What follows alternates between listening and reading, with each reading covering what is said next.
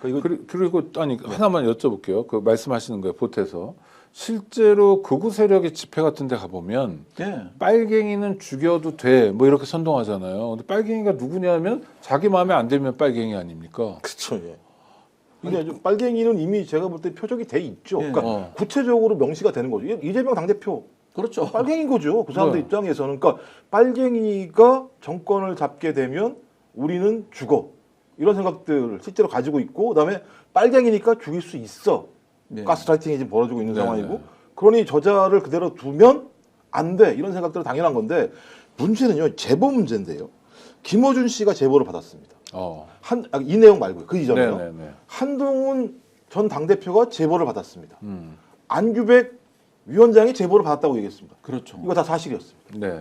제보를 받은 내용을 보니까 실제로 김어준 씨는 체포 대상이었고, 한동훈 전 당대표 같은 경우도 저희 체포 대상이었고, 그래서 저는 이 정도로 구체적으로 정당 또는 특정한 정치인들에게 전화를 할 정도라면 직접적으로 그런 내용들을 인지하지 않고서는 장난 전화하지 않았을 거 아닙니까? 네. 이게 하나이고, 또 하나는 지금 극우단체나 국민의힘도 마찬가지로 돌아다니는 얘기가 뭐냐면 정권은 바뀔 수 있어. 뭐 비상경험을 한 거니까. 근데 이재명은 안 돼. 이런 논리가 작동하고 있잖아요. 그렇죠. 그렇죠. 뭐 그런 겁니다. 이재명이 집권하면 우리는 다 죽어. 이런 논리들이 작동하고 있거든요. 전 그렇다면 그들 입장에서 서부지법 난동을 벌이고 났는데 대통령이 애국지사라고 석방시켜야 된다고 얘기하는 상황이지, 많은 사람들이 뭐 추앙하고 있고 변호사 들러붙어가지고 죄가 없다고 얘기하는 상황 정도라면 저는 당연히 이런 행위를 하게 되면 영웅시 되는, 테러도 그런 거 아니겠습니까? 종교적인 신념도 있습니다만 자기가 영웅이라고 하는 생각들을 가지게 되는 경우도 꽤 있는데, 이건 제보라면 전 특정 개인이 아닐 수 있다는 거예요. 그러니까 집단적으로 무엇인가 준비하고 있으니까 제보가 갔겠죠. 개인이 그냥 자기 혼자 준비하는데 그게 제보가 갔겠습니까? 전 그런 측면에서 말씀하신 것처럼 진짜 경찰 차원에서 극우 집회 나오는 사람들, 극우 집회 단체들, 이런 내부에서 흐르고 있는 내용들을 정확히 판단해서 사전에 선제적으로 막지 않는다면 저는 오늘 내일부터 이런 문제들이 도처에서 무슨 이재명 당대표에 대한 이런 테러 행위에 대한 제보 이런 것뿐만 아니라 일상적인, 예를 들면 작은 테러들이 계속 발생할 수 있다는 생각이 들기 때문에 그 사전에 방지해야 한다고 생각합니다. 아니 박 선생님 어떠세요? 경찰이 만약 의지를 가진다면 얼마든지 이건 수사해서 드러낼 수 있잖아요. 특정되잖아요. 뭐 707 오비니 뭐 이런 식으로. 그렇죠. 할 수 있죠. 할 수 있는데 얼마 전에 한번 보십시오. 경찰대에서 우수한 성적으로 졸업해가지고 30년을 넘게 경찰 생활을 하다가 국회의원 된 사람이 뭐라고 그랬습니까? 헌재를 처부수해야 된다. 이런 말을. 서 씨요? 예. 서슴치 않고 하고 있습니다. 그래 그런 거 보면요. 서천호였죠. 서천호. 저는 정말 솔직히 제 눈을 의심했습니다. 저는 12월 3일 날 헬기가 내리는 거 보고, 국회 헬기가 내리는 걸 보고 제 눈을 한번 의심했고, 그날 저 사람이 저런 이야기를 하는 거 보고, 아니 정말 그 경찰대를 안 나오고 순경을, 뭐 계급을 비하하는 건 아니지만 순경을 한 1년 한 사람도 저런 말을 안 할 거다는 생각이 들었습니다. 경찰관이 할 말은 아니죠. 예, 경찰대를 나와가지고 치안 정감이라는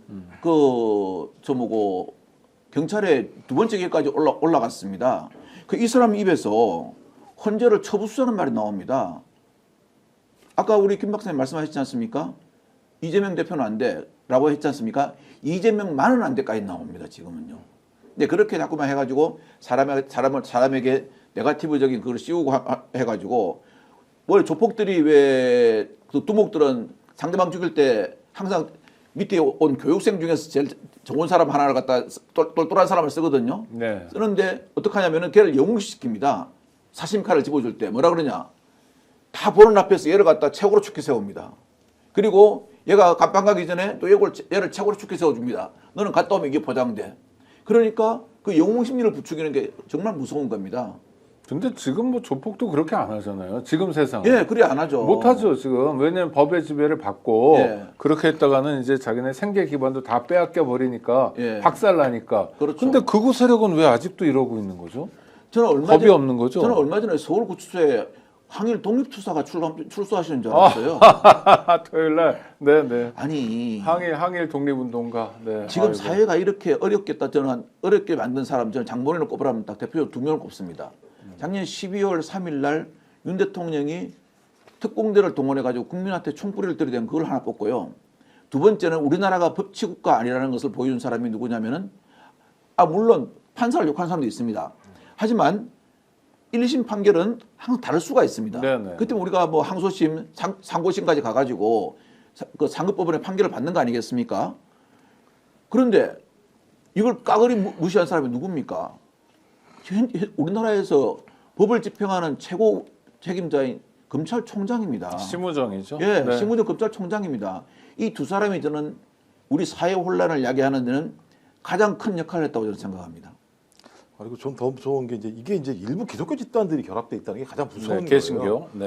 왜냐하면 이제 개신교죠. 그러니까 왜 그러냐면 종교적 신념이라는 거예요. 내가 하는 행위라고 하는 게 현세와 결합되어 있는 게 아니거든요. 대부분 다. 그렇죠. 내가 기도를 하고 목사의 얘기를 따르고 이런 행위들은 이승에서의 문제가 아니라 소위 더 그 다음 세상에서의 자기의 삶을 위해서 하는 행위들로 이게 귀결이 되는 상황인데, 그러니까 자기가 지금에서 하는 행위 자체가 소위 목사의 지시에 의해서 하는 행위는 하나님의 말씀으로 이해할 수도 있는 거잖아요. 예. 그래서 그런 사람들 꽤 있다고 보거든요. 왜냐하면 집회하면 젊은 친구들이 거의 뭐 기도를 계속하면서 집회를 하는 모습들을 네, 봤어요. 네, 그러니까 이게 현실이 아니라 제가 볼 때는 그냥 가상의 신의 세계 같다는 느낌이 많이 들었었기 때문에 그런 상황에서 소위 정치적인 문제가 자기의 종교적인 신념과 결합했을 때 그가 하는 행위 자체들은 전혀 법적인 문제와 무관한 문제로 본인이 판단할 수 있는 거거든요. 그러니까 범법의 문제가 아닌 거예요.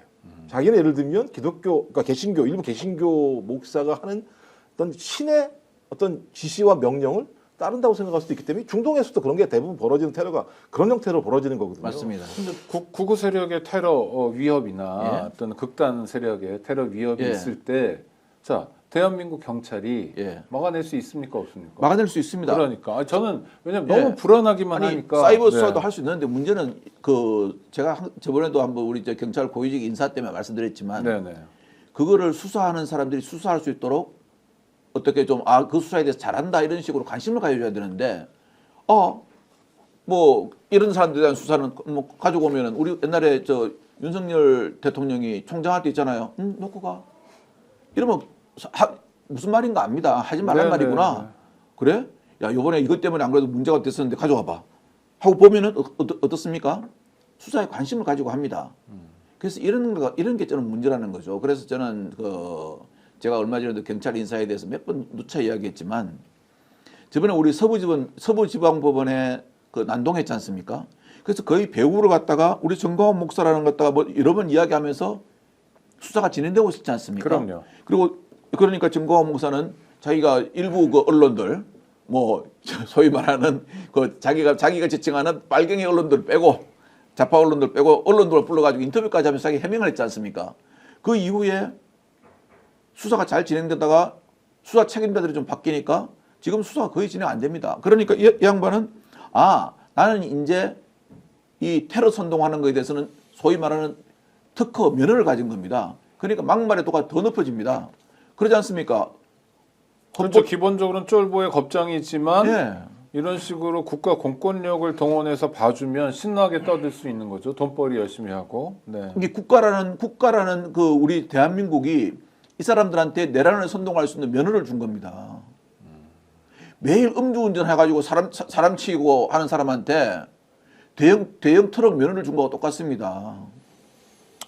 네, 하여튼 걱정 많으시겠지만 그래도 지금 박관청 행정관 말씀해 주신 것처럼 경찰이 그런 테러 위협으로부터 이재명 대표를 보호할 만한 능력은 됩니다. 민주당에서 뭐 보호 의뢰한다 요청한다 그랬는데 검토한다 그랬는데 그건 아니고 바로 보호 요청을 했다고 합니다. 그러니까 오늘부터 곧바로 경호 시스템이 작동되면요.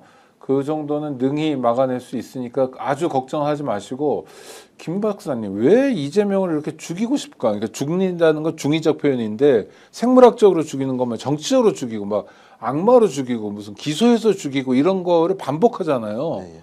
이유가 뭘까요? 왜 이재명 죽이기 아니, 3년 윤석열 그거밖에 안 했잖아요. 그러니까 사실. 3년 동안 그 문제가 지속적으로 반복적으로 제기가 된 거죠. 그러니까 악마화. 그러니까 자기들이 뭐 김건희를 악마화한다고 얘기하는데 김건희를 악마화 누가 했습니까? 하나하나 사실이 등장하니까 했던 건데 이미 어제 MBC인가요? MBC에서 뉴스가 나왔는데 소위 윤석열의 모든 어떤 발언의 핵심적인 내용은 전 정권 탓, 야당 탓밖에 없다라고 하는. 그러니까 제가 볼 때는 단 하나인 거죠. 이재명이라는 한 사람을 구속시키면 저쪽은 다 무너뜨릴 수 있어라고 판단하는 거죠.